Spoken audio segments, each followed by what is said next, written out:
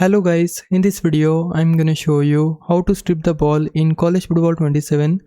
You need to be on defense and get close to the ball carrier. Once you're within tackling range, press R1 on PlayStation or RB on Xbox to attempt a strip.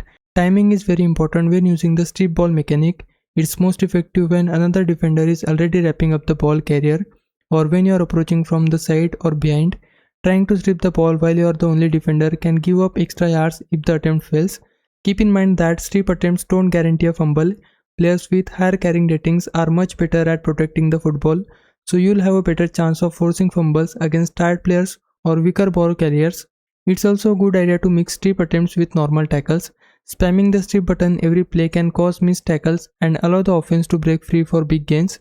If you see your teammate making contact with the runner, that's usually the perfect time to go for the strip and try to force a turnover. Mastering when to use the strip ball mechanic can lead to game-changing fumbles and give your defense more opportunities to create turnovers in college football 27. Hope this helps. Leave a like and subscribe my channel. For now, thanks for watching.